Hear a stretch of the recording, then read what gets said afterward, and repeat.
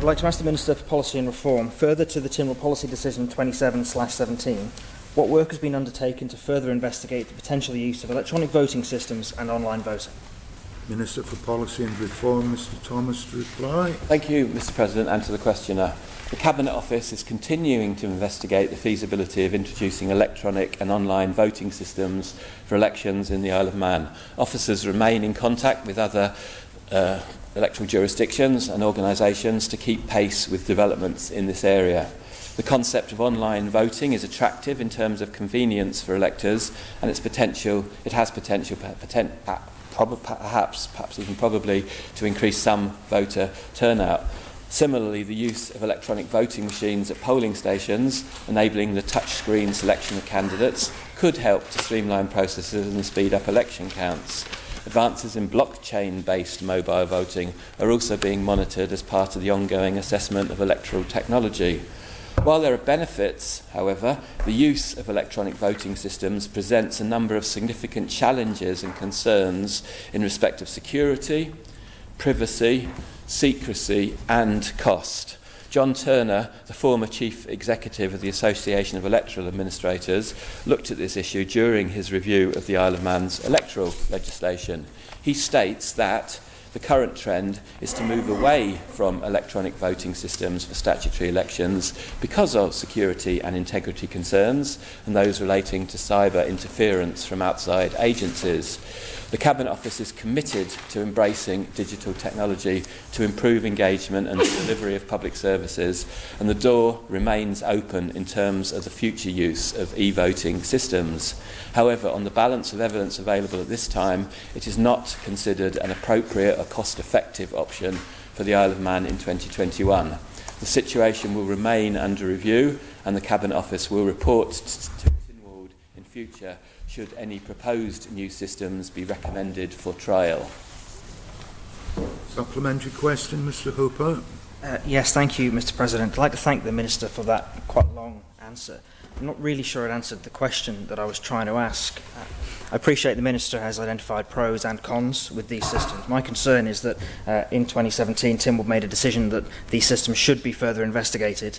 We're 2 years down the line. We haven't heard anything back from the Cabinet Office about this to date. These concepts are not included in the consultation on electoral reform, and I'm just curious as to how the Minister intends to keep Tynwald up to date on respects of some of the developments in this area when he's waiting for a recommendation to come forward. Who's he waiting for that recommendation from? Minister to reply.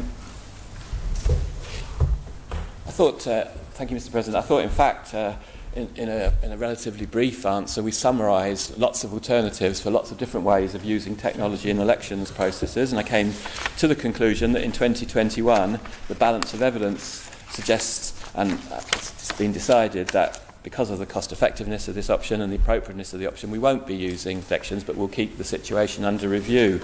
I can give further information about some of the investigations that have been carried out by consultants or directly by staff. Members of the Cabinet Office elections team are members of the association that's relevant. Guernsey has estimated a cost of introducing an electronic count solution, not voting, just for the count for its all-Ireland election in June 2020 will be £110,000, with a further £190,000 as a contingency in case there's a manual count or recount required as part of the process.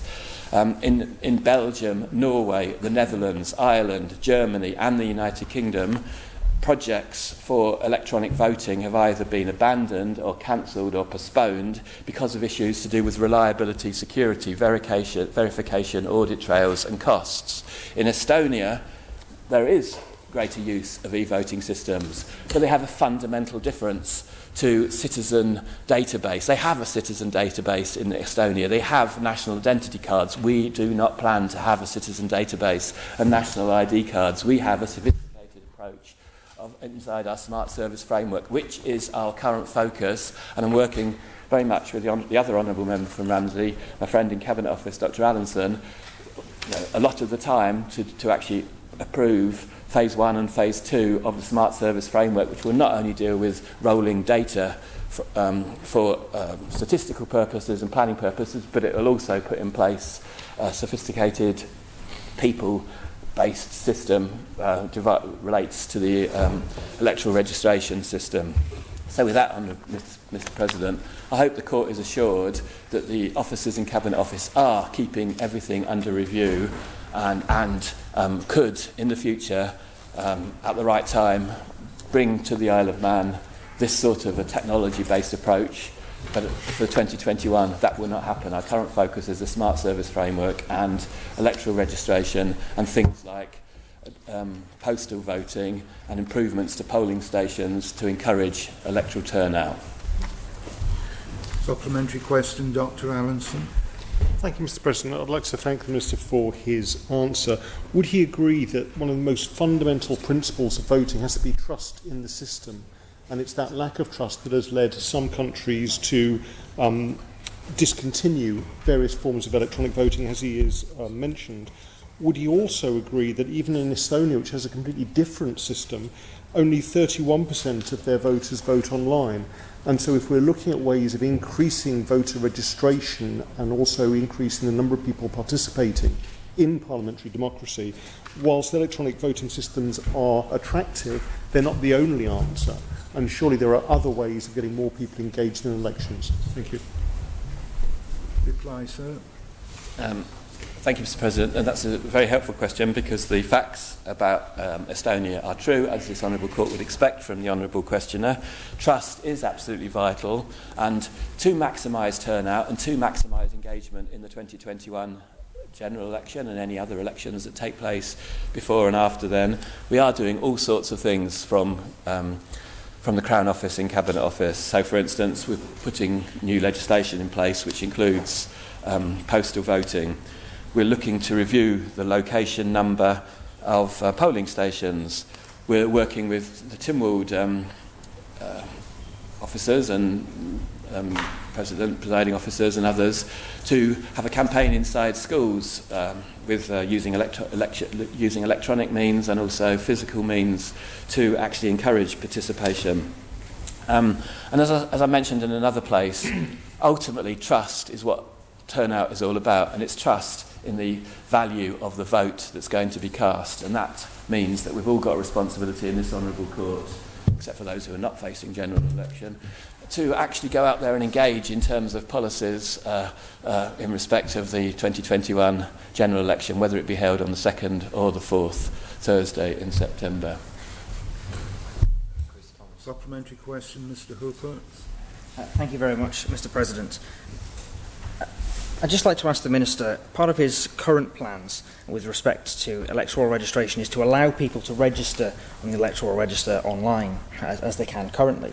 So the Minister is here telling this Honourable Court that the system is secure enough to allow me to register to vote online, but not secure enough to allow me to cast my vote online. That is quite a concerning statement for him to make, I think. So I personally would very much like to see some evidence of this work that's been going on. Maybe if you could circulate some of the reports. He's mentioned a summary, perhaps, along with a timescale for when he intends to review the situation again. I completely take on board the Minister's comments around security and trust, but actually, unless someone starts driving this forward, it's another one of these Tynwald policy decisions that will just languish forever undone.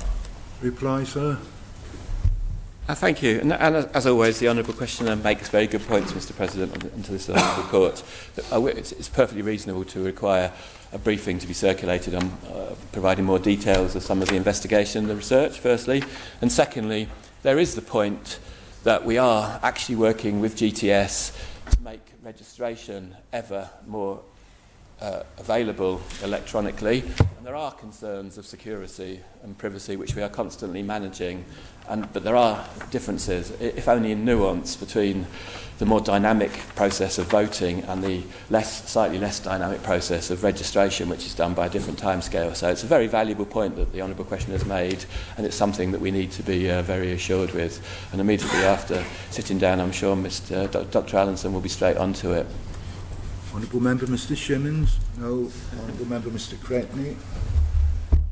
Thank you, Mr. President. Could I ask the Minister, he referred several times in his responses to trust. Would he agree with me that, sadly, globally at the moment, trust in the political process is lacking, and other than making the process as easy as possible for people to cast their votes and get involved, and for members to go out engaging with the public? Are there any other initiatives that he thinks we can undertake which can improve the trust the electorate have with the political process and political members? How much time do you have? A minute on this occasion. Just writing a little thing. No, Mr. President makes a very good point. It's a very particularly good question, and the honourable questioner, friend from Council, is completely correct that in most countries trust in the political process has declined. The Isle of Man is relatively okay relative to other countries, but that's deeply dissatisfying for me and for the honourable question, I'm sure for all of us, and we need to rebuild trust in our political institutions. Making it easier to vote is part of that, but it's by far not the most important part. By far, the most important part is rebuilding knowledge of political institutions and the institutions around political institutions, and knowledge and experience and valid expectations of the political processes and social processes. And I think, to answer the question very briefly, I think what's absolutely fundamental is to actually separate truth from myth. Yeah. And what's absolutely fundamental is to separate rhetoric from reality. Yeah. And I'm going to be doing everything I can in the next 21 months to actually build on that process and make sure that there's at least truth there rather than myth and rhetoric when people make their minds up. And I hope all of us in this court can agree that that's a fair basis to approach any democratic process.